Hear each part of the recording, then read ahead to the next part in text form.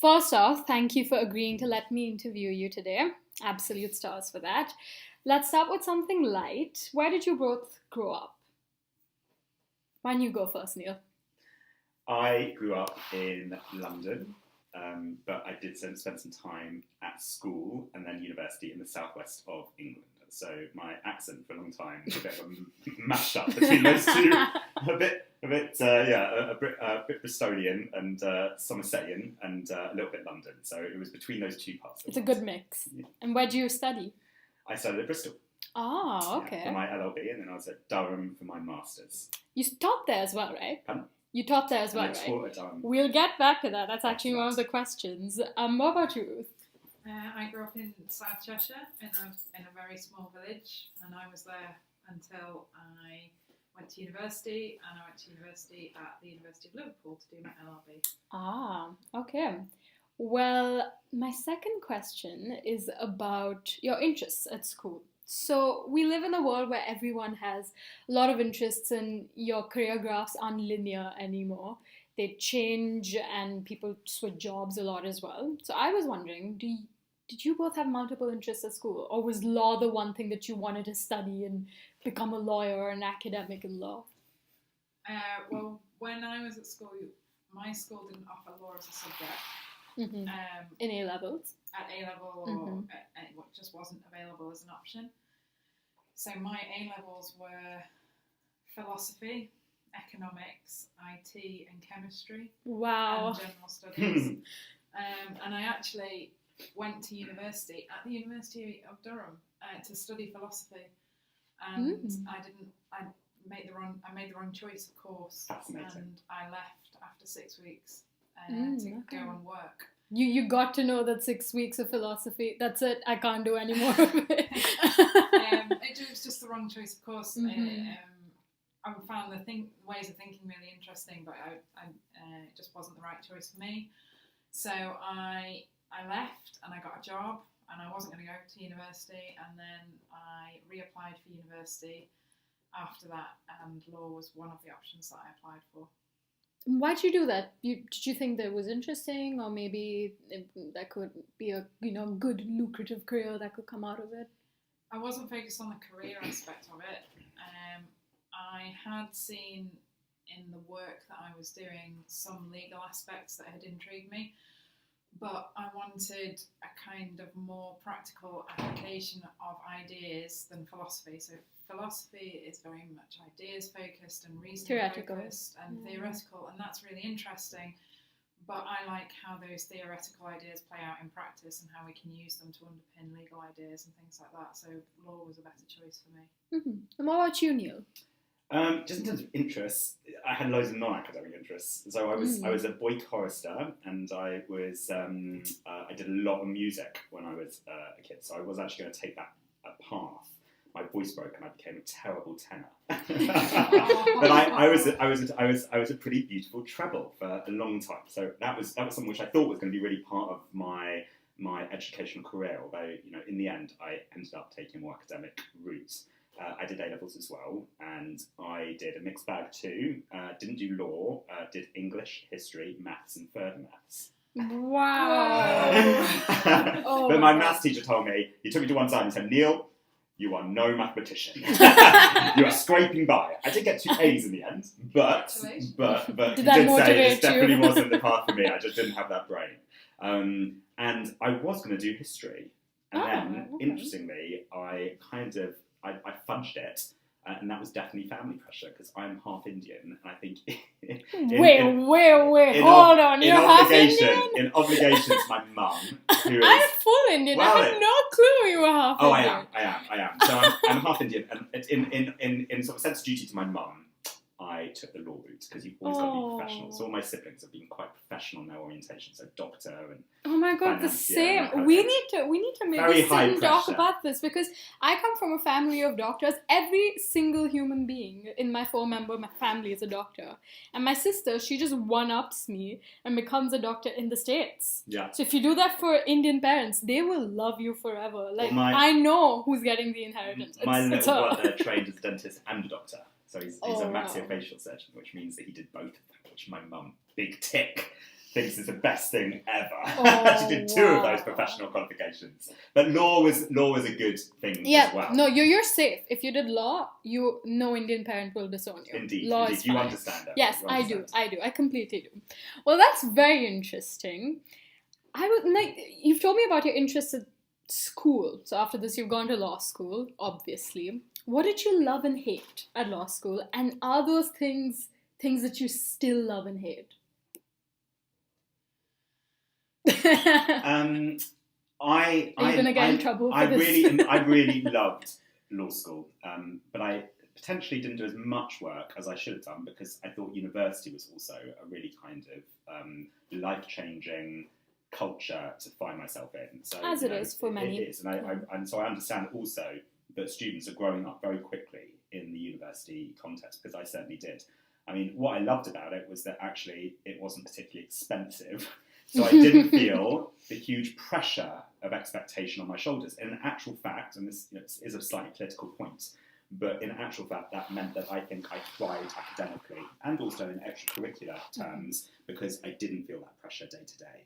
And I think that's a really important thing to keep in mind, really, that we are of a generation that I think, it didn't mean as much, which meant I think we were able to develop actually more than if we'd felt that we were just focused on getting our degree and nothing else. Yeah, so I think that's important. What I didn't like so much, I feel quite bad-mouthing Bristol, but at the time, I only discovered later, and it's one of those things, due diligence, it was a very, very commercial corporate law environment at that time. Okay. It has changed, it's transformed. It is now a centre of excellence in feminist legal studies and socio-legal studies, but not at the time that I was a student. And I learned that very quickly, that actually it was really focused on becoming a solicitor. More on that later if you ask me, because I did have a training contract. Yes, I have that question. So, but that was all part of that journey, whereas actually I think if I was at Bristol today, I'd have a much better time because it's a much more rounded education. You have more options. But I think it's more about culture. I think culture, and this is why I'm at Manchester, really. The culture is one that I think is really conducive to really exciting work. I think it was just very doctrinal and not very critical, not very engaged socially. It was that kind of institution. I don't know what Liverpool was like at the time, but I think in retrospect, I had the most amazing time. But in a way, it was not because of the curriculum. In a way, in spite of it. Yeah, in spite of it, exactly that. And at Bristol, I would do it all again. But I'm not sure I had the best time in terms of inspiration, in terms of the way in which the LLB was delivered. Okay, so more maybe honing in on the things you studied at law school. Did you like everything? Were you one of those students who's like, okay, this is fine, I like it? Or was there something you truly despised? And you still despise it? No, I loved it all. I really did love the whole curriculum. I loved the way it all joined up together. And I really liked, and you know this because you've talked with me, I loved property law. I loved property law in particular, and we had property 1 and property 2. And we did personal property. I'm looking at Ruth now because it's pretty old school. No, we did personal property. It was really great. It was good.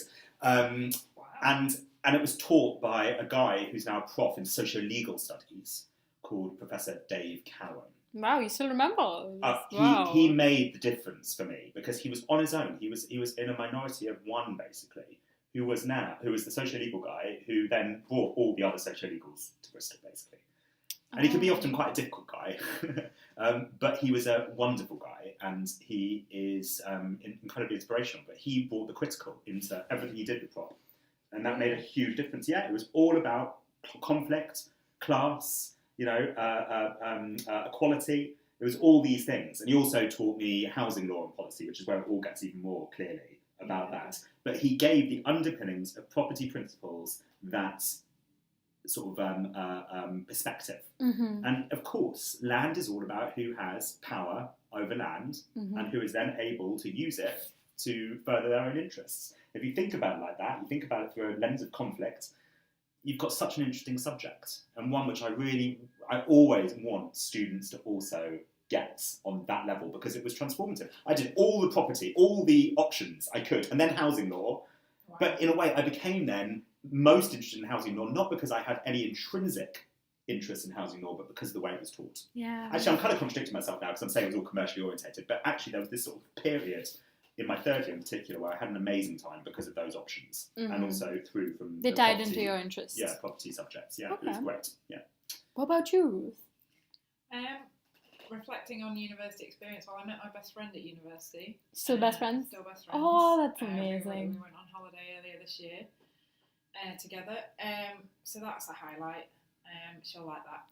And I worked incredibly hard as an undergraduate because I'd gone to university and quit because I'd made the choice to go back, and therefore I was completely committed to the academic side of the degree and was very, very focused on that. So I think I was definitely a bit of a nerd. No shame in admitting that. No, I missed only 2 lectures while I was an undergraduate, and that was because I was in the hospital.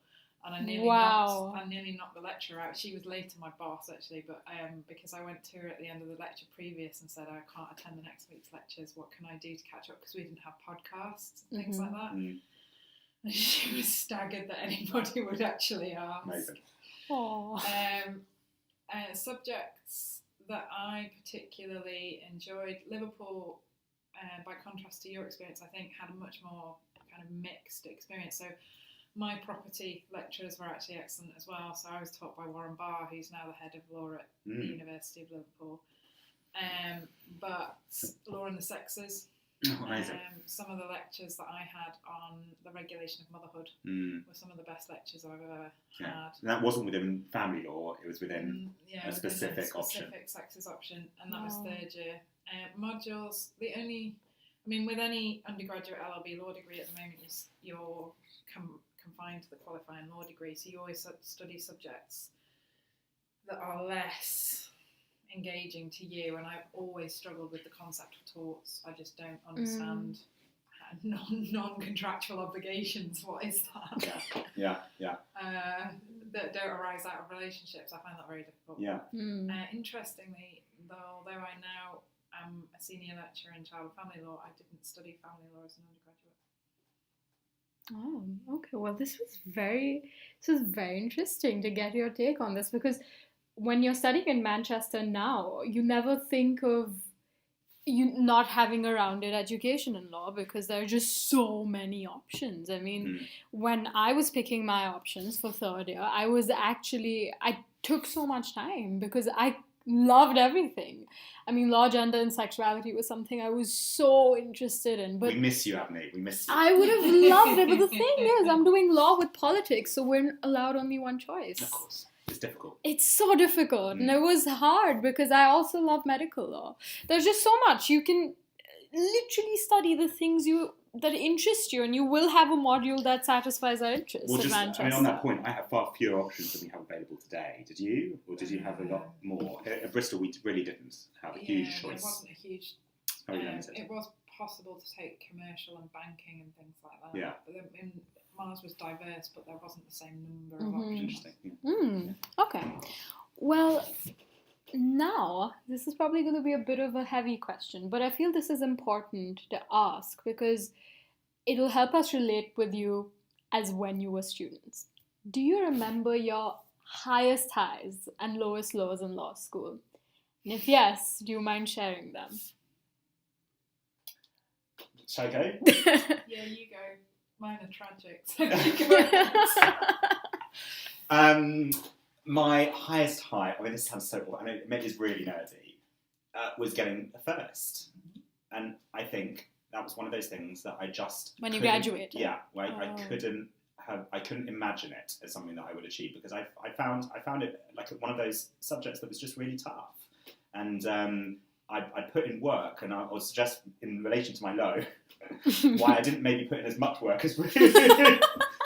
But I put in work, but I just didn't think that was going to translate into a first. And I was just really, really pleased. And actually I got told, and again this goes to my low, by a member of staff afterwards, that I was the person that had been picked out, because it was quite a small cohort, as either the person that was going to get a great first or just completely bail out. Flunk out. Wow. And this goes to my lowest point, which was that I think in my second year, I didn't do enough work. And so it sort of freaked me out a little bit because I just got absorbed into my extracurricular activities. In particular, and this sounds so ridiculous now, but I was the writer, producer and director of the Bristol University pantomime, Christmas pantomime. Which is like it was a massive thing at Bristol. No, I know they've all kind of been lost. I'm still trying to find the script. It's terrible. Is there any evidence we would? It did love exist. No, it to absolutely see it, exists. yeah. Like, there were people who are alive who saw it. But it was a take on Alice in Wonderland, and it absorbed my whole second year. It was a huge thing, and I really just scrimped together attendance. And it was one of those things that, actually was great because the panto was amazing. But I think it does my law school time, I felt really kind of removed from my learning. And it was at the point where I just thought, actually, am I even going to get through this? There was that sense that actually it was such a lot of work. And I had found this joy in doing something else. But trying to get back onto that and get back on track and focus on my academics was a really difficult thing. And that's why I also have huge sympathy with students. I often don't seem like that maybe in seminars, where I'm wondering why they haven't read the materials. But I kind of always keep in mind the fact that in my second year I had a similar kind of relationship with work, which was that it needs to get done, but I was pulled in so many other directions.